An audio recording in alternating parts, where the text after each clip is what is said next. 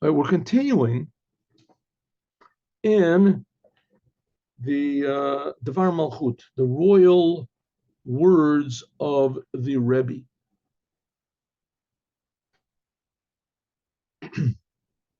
The royal words of the Moshiach. So we see the Moshiach is not so spooky and bizarre as we think. The main thing of Moshiach is Judaism, Torah, commandments. Non-Jews do the 7 Noahide commandments. But in order to do that, sometimes you have to have fight big battles.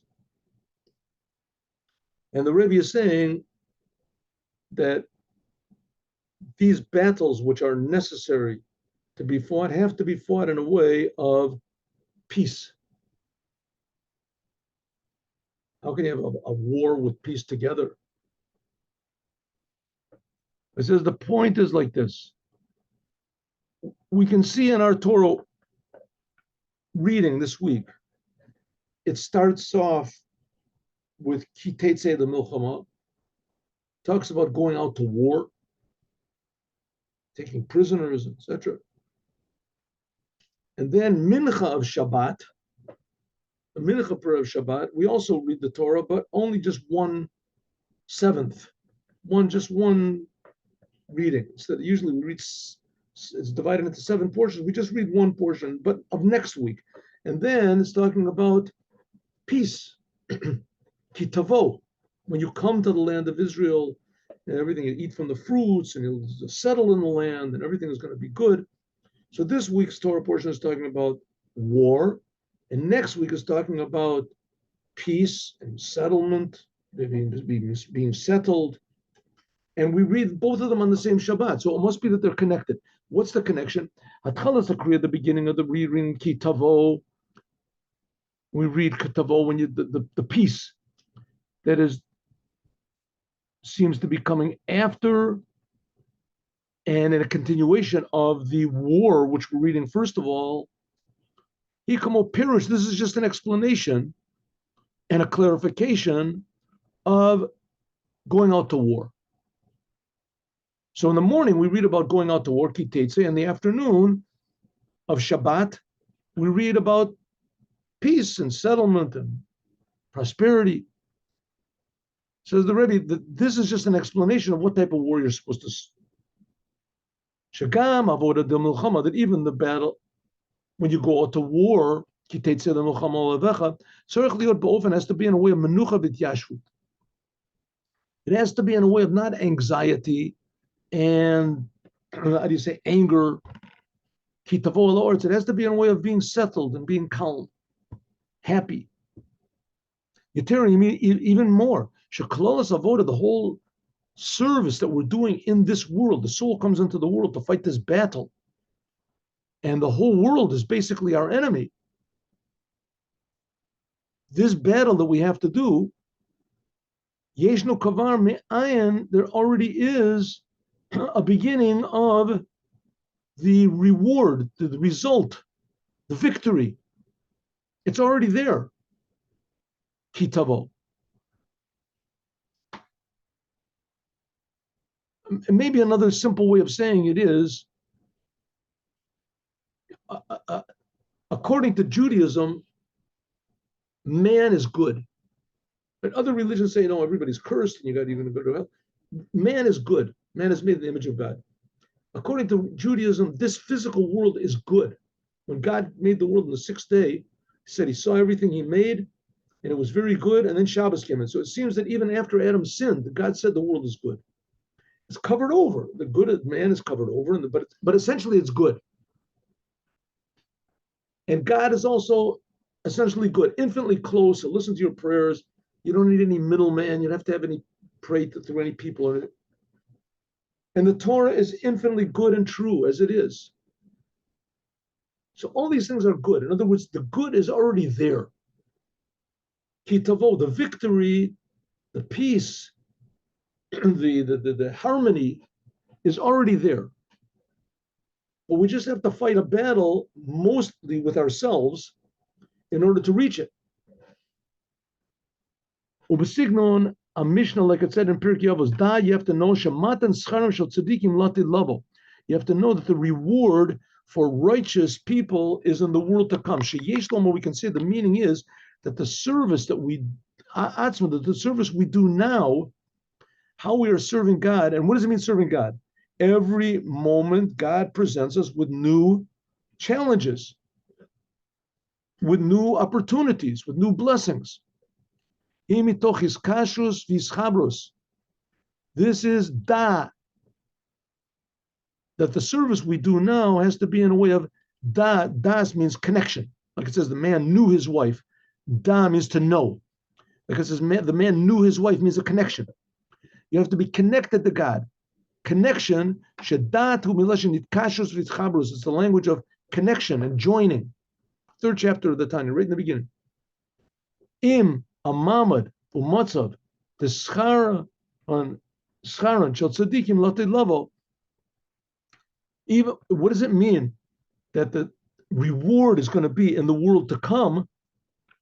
And it was after we finish the work here. You have to know that even now, when you're serving God, and there are difficulties, and there are challenges, and there are frustrations, and there are surprises, bad surprises that come up, you have to know that yeshno me'ayin, that's already the beginning. You have to da, you have to know, you have to be connected to what's going to be in the future.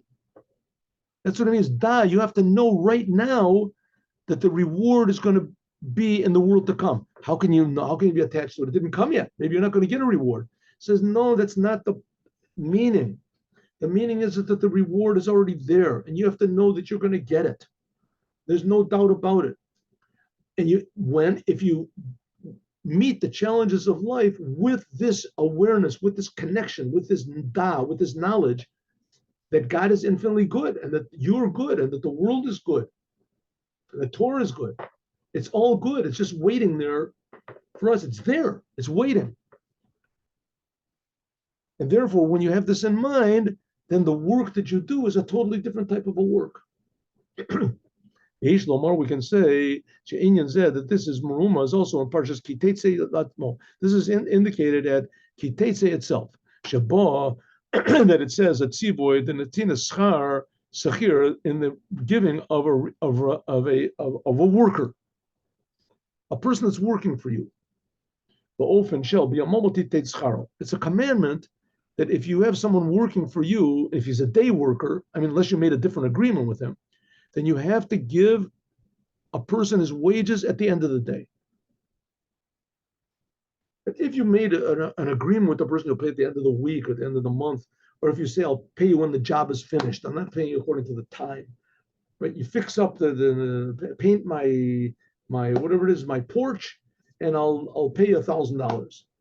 Okay, that's an agreement. But if there's no agreement, you're supposed to pay the person when he finishes the day. Biyomotitein scharo.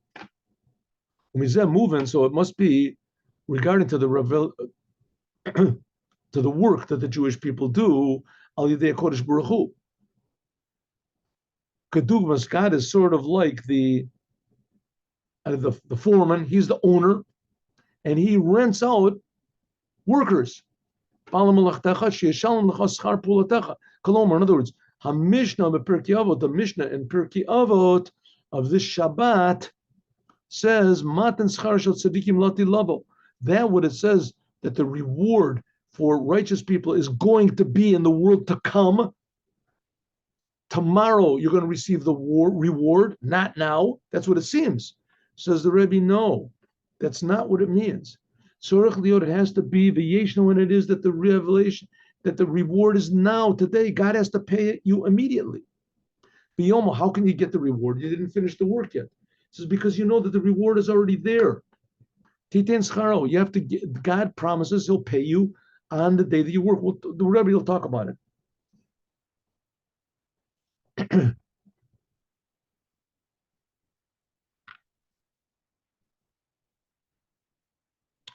But Yuva Behektim, we can understand, Bior Inyan, when you go out to war on your enemy, what Rashi says,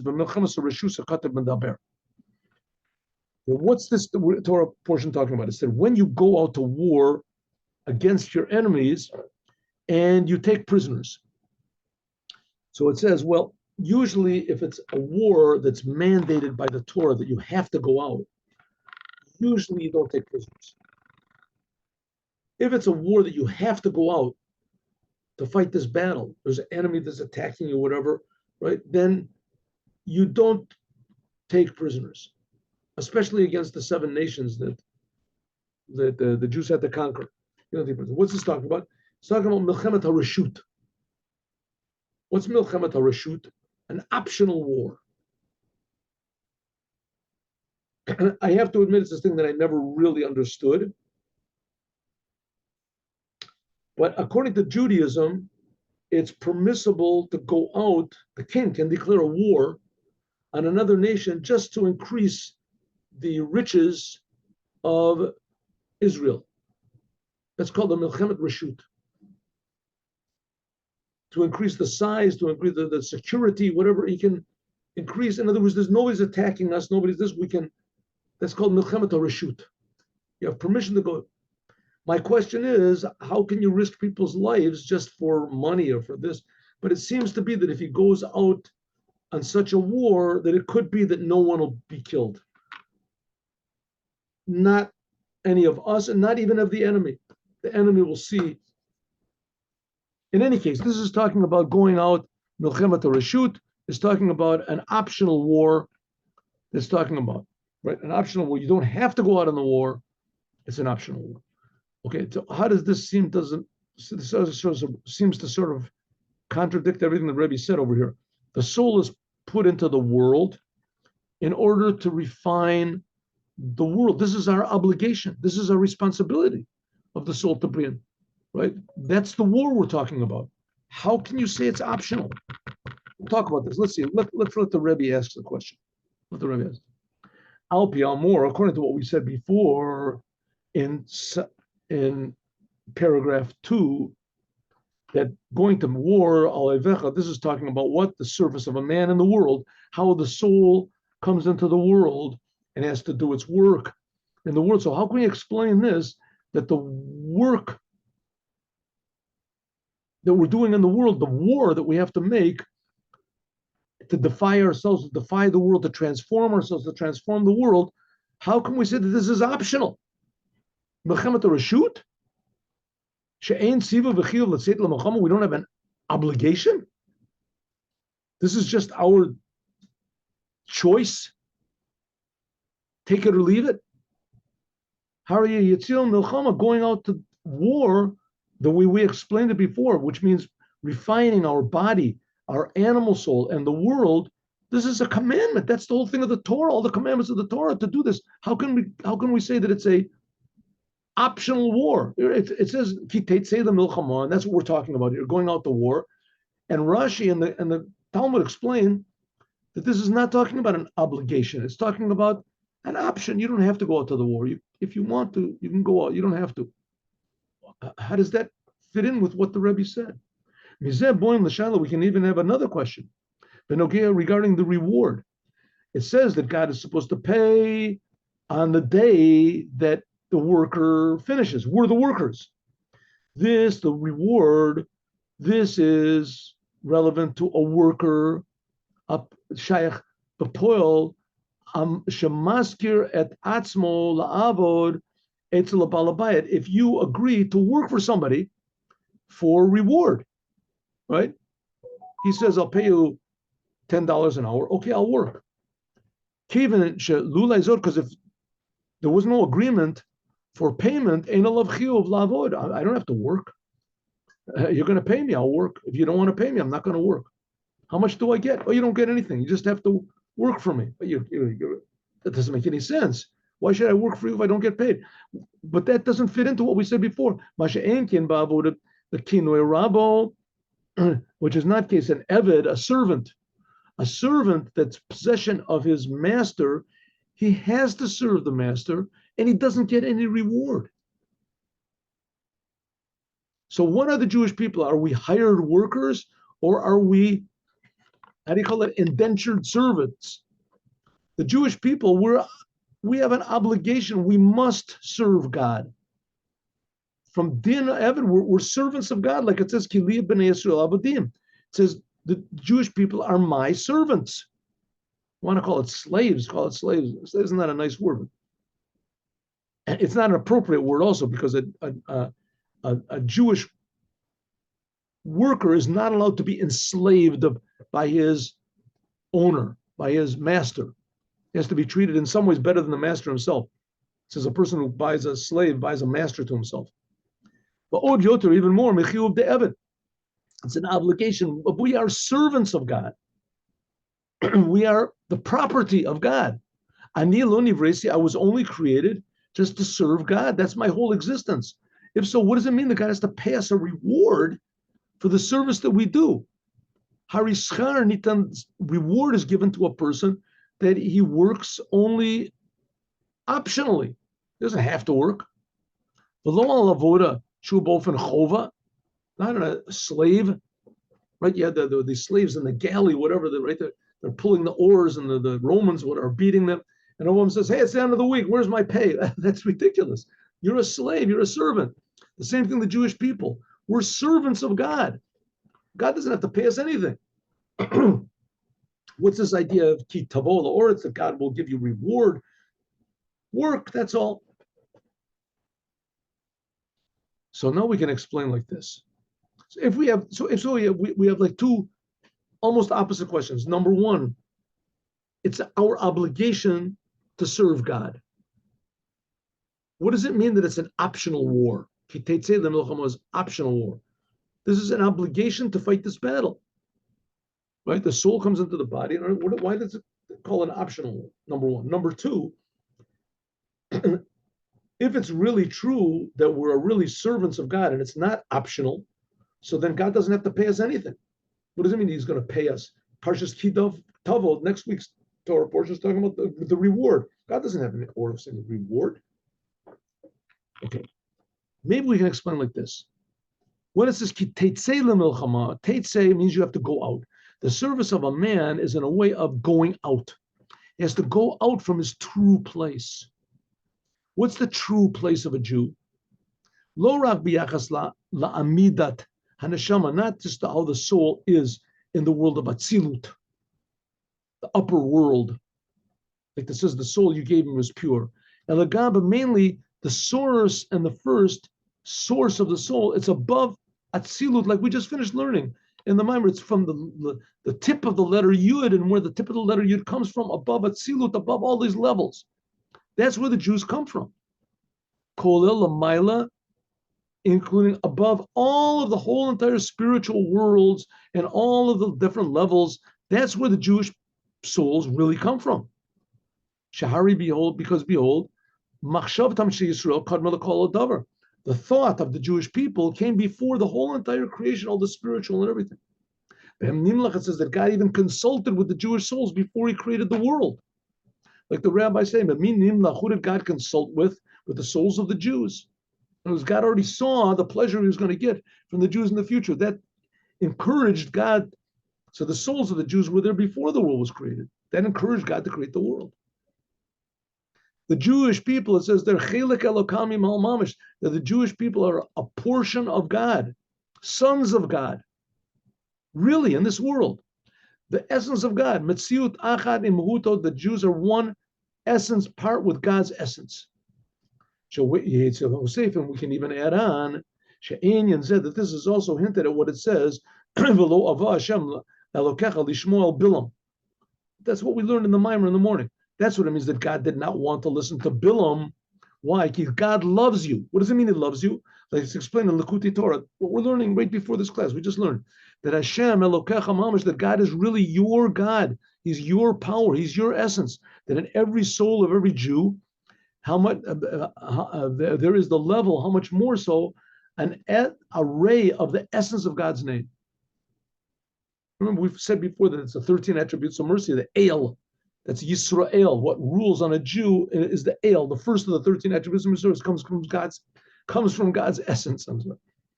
Like it says, Ki chelek Hashem amo, that a portion of God is his people. That Yaakov, the Jewish people, Chevel Nachalaso, were like part of the portion of God. every Jew is a part, like the Holy Temple. Every Jew is a part, an array of the name of God, really. Below, not just how God is in the world of Atzilut, the highest of the worlds, but God who is the emanator. Not just the four letters of God's name, but what they said, the Kutzashal Yud, the little point on the top of the Yud. That's where the Jewish people came from. That's our source. Now we can understand what it means. Ki teitzei milchama is talking about an optional war. Why is it talking about optional? Because Kevan Yisrael, since the Jewish people are really, each Jew is God. Each Jew is a part of God. The Jewish people and God are totally one. This totally makes no sense. I mean, this not only makes no sense, this is the opposite of sense, but it's true. Since the Jewish people are one with the Creator, they existed before the whole entire creation, before this whole idea of war and anything, and that's the way we are now. Harihem Lamayliv. So the Jews are totally above any connection whatsoever to the world and refining the world and purifying the world.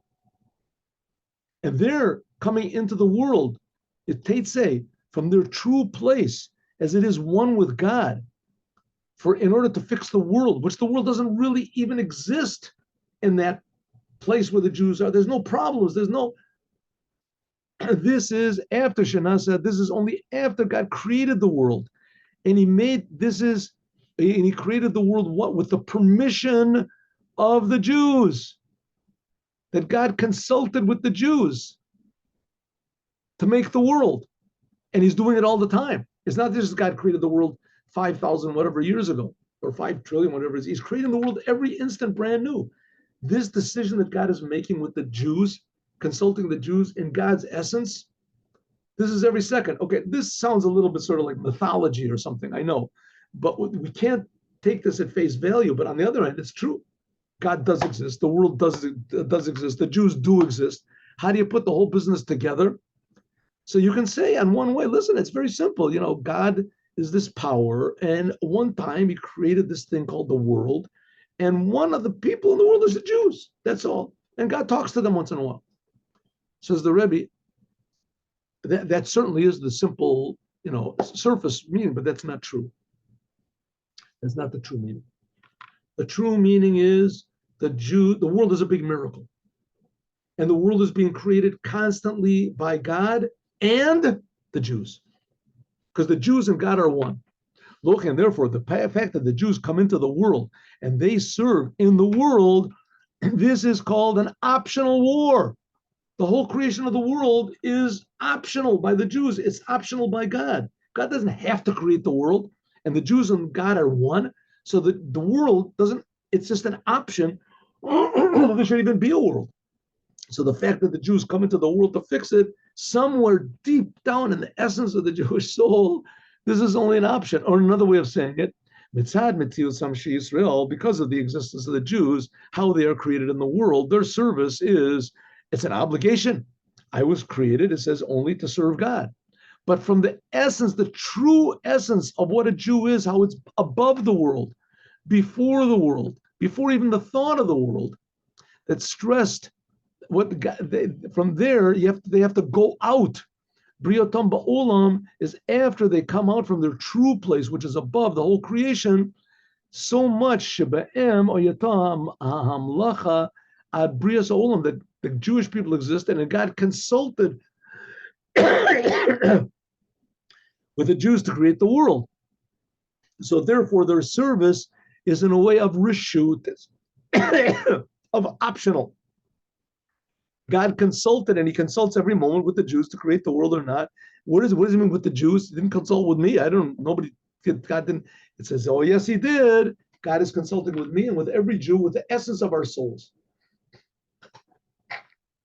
So therefore, the whole world is, so to speak, optional. So the battle that we make in the world is coming from this place where it's optional, where it's a place which is purely good, which is truly pure. And that's what it means. The reward is already there. According to this, so it's already understood, the idea of tashlum schar, of receiving a reward, is not relevant from the essence of our soul, right? Because we have to serve. I'm sorry. That's right. From the essence of our soul, I'm sorry. that we're servants of God in this world, so God doesn't owe us anything. Because because the source of a Jew is above the world, how they come into the world in order to serve God, this is not because of servitude. If you look at it from the outside, we're serving God, so we should get a reward. But if you look at it from the essence, that the reason we're serving God is somehow or other because we just desire to, we really want to, we don't have to. So if so, this is like a hired servant. Huh? So if we're, I hope I said this correctly. If we look at it from just the world, so then we are servants of God. God doesn't have to pay us anything. But if we look at it from the essence, how we are in the essence, then God has to pay us. We're serving of our own free will, so to speak. We didn't have to serve. We don't have to even create the world. Okay, so if so, this sort of answers what we're talking about over here. What does it mean that the world is good and that man is good and that God is good and that the Torah is good? All these things in their essence are good and their essence is eternal. And the Jewish people are good in their essence, and therefore God, and they're one with God, like the Torah is one with God. So somehow or other, the Jewish people are being consulted. The essence of the Jewish people are being consulted to create the world or not. So the world is like optional. It happens to be that we decide to make it. Because we decided it's only optional, so therefore the war we're making is an optional war. We don't have to do it. We decided to do it. But because we don't have to, it's like we're like a hired servant. We're hired. We don't have to serve God if we don't want to. So therefore, because of that, God promised us a reward. We get a reward. But as far as we are in the world, that we're slaves of God, and God is just creating us. So God doesn't have to pay us anything. Everything we have, we owe God. Right? God is the boss. We're just servants. Servants don't get paid. But if we look at it that we're one with God in our source, then it's optional to serve God or not. Then God does pay us, as we're going to talk about more, God willing, tomorrow. But the point of the matter is that this battle that we're fighting in the world, so to speak, it's already won. It's already won. But we have to always draw from our source and draw from the source. Why there has to be a battle, a terrible thing in this world? Somehow or other, we decided it. We decided that that's the way, the best thing there can be. As we'll talk about more, God willing, tomorrow. Okay, let us learn.